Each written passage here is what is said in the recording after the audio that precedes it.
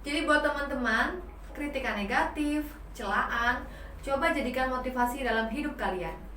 Tetap gali dan cari tahu kemampuan positif yang ada pada diri kalian. Jangan selalu jadi orang yang gak enakan, karena orang yang gak enakan terus-terusan juga bakal merugikan diri kalian sendiri. Mau ada teman atau gak ada teman, hidup harus tetap berjalan. Punya pasangan yang toksik, lebih baik kalian tinggalkan. Kunci hidup sukses itu adalah ikhlas, tapi tetap berusaha menjadi yang terbaik. Karena yang menjalani hidup dan yang menentukan kesuksesan atau tidaknya ya diri kalian sendiri. So, be yourself and love yourself.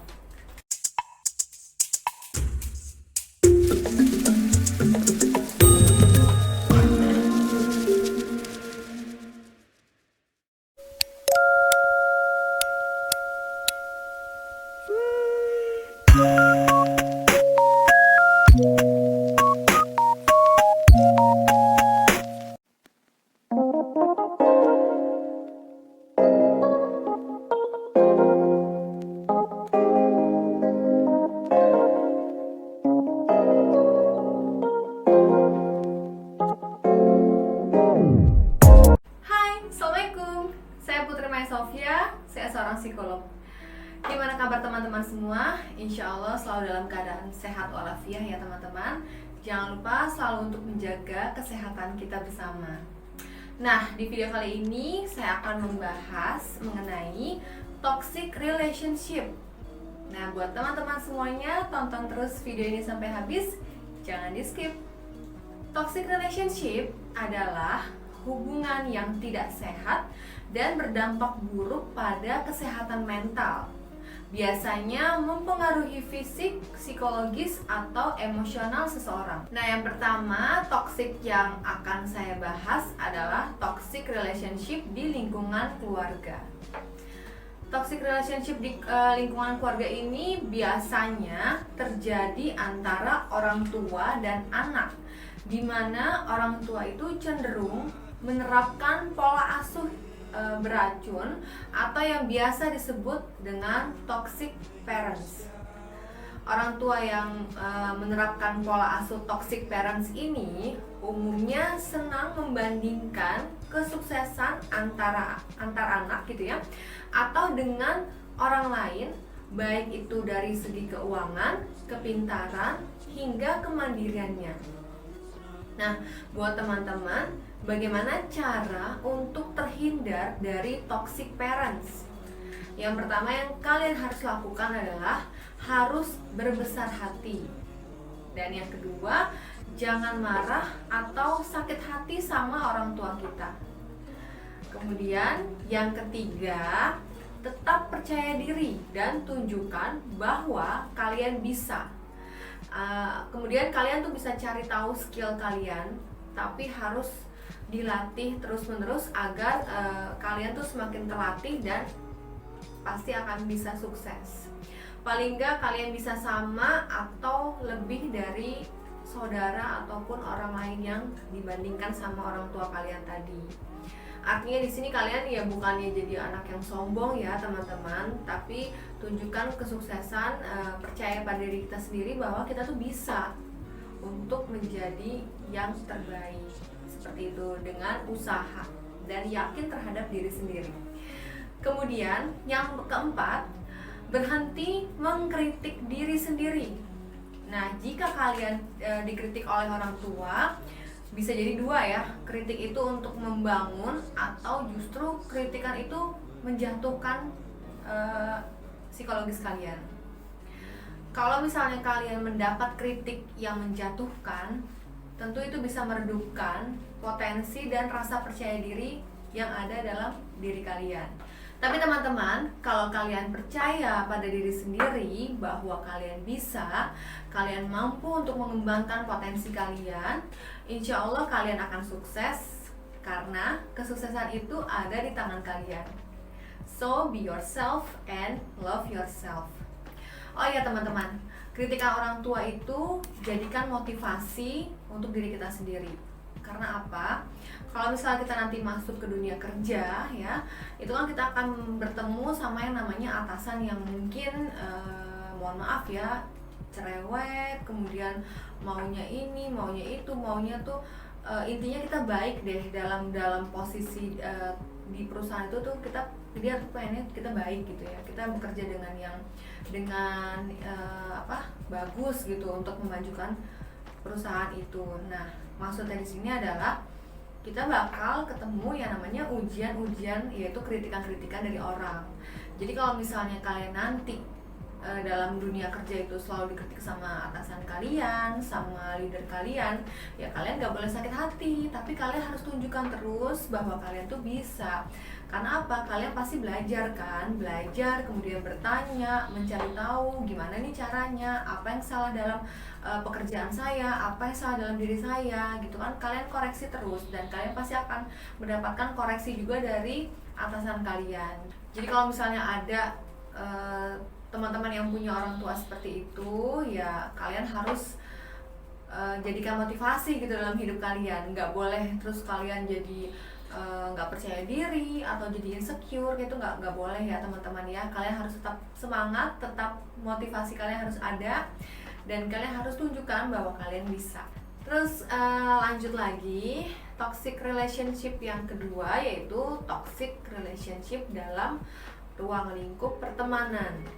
Nah, teman-teman, teman itu bisa membuat hidup kita lebih berarti. Teman itu bisa memberikan dukungan sosial dan emosional, meredakan perasaan yang kesepian, dan membuat kita merasa lebih bahagia. Namun, dalam beberapa pertemanan mungkin tidak memberikan efek baik seperti yang tadi saya katakan. Bahkan ada pertemanan yang benar-benar beracun. Nah, ciri-ciri teman yang toksik itu kayak gimana sih? Yang pertama, suka merendahkan. Misalnya berawal dari sering bercanda, mungkin teman-teman akan ikut tertawa gitu ya jika ada teman yang bercanda dengan sedikit mengejek. Awal-awal seperti itu. Namun jika bercandanya terus udah kelewatan dan sampai membuat kalian sedih dan itu terus-menerus berulang, maka itu termasuk pertemanan yang kurang sehat dan ini harus dihindari. Kemudian, toksik dalam pertemanan yang kedua yaitu suka bergosip. Nah, seorang teman biasanya kan suka keceplosan gitu ya kalau lagi cerita sama teman yang lain. Apalagi kalau misalnya kita udah percaya sama satu teman untuk kita curhat, pokoknya cerita segala macem deh, sampai mungkin maaf ya aib-aib kita ceritain sama teman kita yang kita percayain itu. Terus tiba-tiba kita nggak tahu dia tuh punya dendam tersendiri ke kita, mungkin ya karena nggak senang sama kelebihan yang kita punya, atau mungkin ada masalah lain yang dia nggak suka sama kita.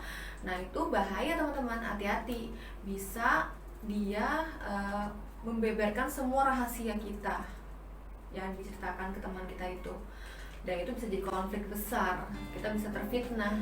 Itu juga termasuk toxic dalam pertemanan. Toxic relationship yang ketiga dalam pertemanan yaitu memanfaatkan. Teman yang suka memanfaatkan, nah ini kalian juga mesti hati-hati. Contoh, berteman dengan kita itu cuma karena kita pintar atau memiliki harta yang banyak. Jadi nih teman-teman, kita harus mandiri ya. Pertama-tama kita harus mandiri dan kita harus punya sifat tegas, harus punya sikap tegas, dan juga percaya diri. Artinya kita tuh jangan pernah ketergantungan sama teman. Mau ada teman atau nggak ada teman, kita harus tetap maju biar nggak dimanfaatin. Misalnya gini, banyak teman-teman yang dia tuh takut nggak punya teman, akhirnya segala keinginan dari temannya itu dipenuhi gitu. Jadi ya udahlah, biarin aku ikutin aja. Misalnya diajakin teman ke suatu tempat dan kita nggak suka gitu ya, padahal kita nggak suka, tapi kita ya udah nggak bisa nolak. Karena apa? Alasannya takut nggak punya teman, ya kan, takut nanti ditinggalin. Jadi merugikan diri sendiri dong kalau kayak gitu. Nah buat teman-teman, nggak usah takut ya kalau misalnya kalian pengen maju, mau ada teman gak ada teman, tetap kalian harus masuk sekolah misalnya gitu, tetap kalian harus maju. Karena apa? Sebenarnya gini, teman itu hanya sebagai hiburan kita waktu sedih, hiburan kita waktu kita emang pengen cerita, dan selebihnya ya udah sendiri-sendiri gitu. Jadi banyak teman-teman yang memanfaatkan kita kalau misalnya kita nggak tegas gitu ya teman-teman ya. Nah, yang ketiga yang akan dibahas adalah toksik dalam pasangan. Yang pertama, ciri-cirinya itu terlalu posesif. Jadi punya pasangan yang terlalu overprotective, kemudian cemburu berlebihan, selalu mengontrol dan selalu membatasi langkah kita. Misalnya kita dengan siapa sih kita boleh berteman, terus pakaian apa sih yang boleh kita kenakan. Kalau misalnya telat ngasih kabar, dia bakalan marah, dia bakalan nggak terima. Jadi terus kita harus menuruti kemauan dia.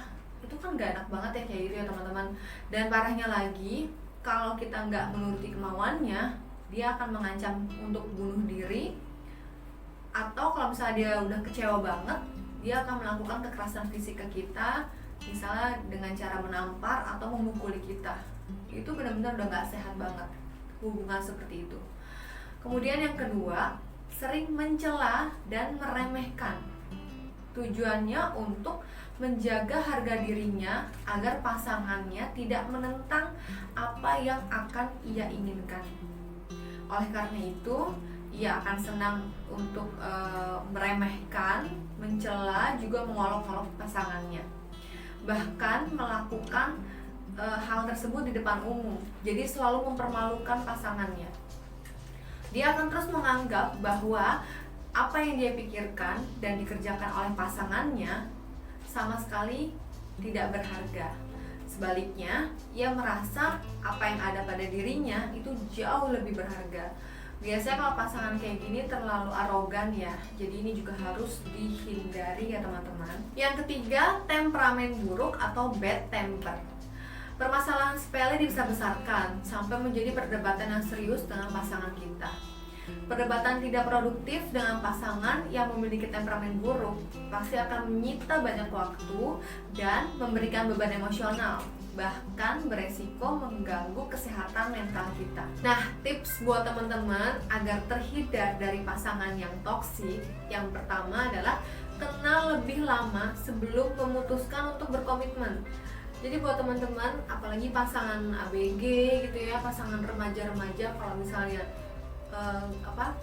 dideketin sama cowok atau deketin sama cewek, itu harus hati-hati. Maksudnya hati-hati di sini adalah jangan kita langsung, aduh aku nyaman banget sama dia, aku tuh udah sayang banget sama dia, aku tuh udah cinta banget sama dia, padahal kita tuh belum kenal banget sama dia gitu, belum tahu persis dia tuh kayak gimana orangnya, terus langsung jatuh hati. Ya iyalah, karena dia kepengen sama kita, ya dia baik sama kita, jadi kita nggak boleh terus langsung percaya gitu aja, tapi kita harus kenal lebih dalam lagi kepribadian dia tuh seperti apa, kayak gitu. Caranya kayak gimana? Ya kita kenal paling enggak tuh 6 bulan, dan itu pun juga jangan langsung terus kita menaruh hati juga sama dia, tapi ya pelan-pelan kita pelajarin dulu dia seperti apa. Terus juga boleh kalian tuh ajak ke psikolog untuk dites kepribadian. Jadi tes kepribadian diri kalian sendiri dan juga tes kepribadian pasangan kalian seperti itu. Kemudian kalian bisa saling mengenal lebih jauh lagi tentang pasangan kalian. Kemudian yang kedua, cari tahu apakah pasangan kalian mempunyai pengalaman traumatis atau tidak pada masa lalunya.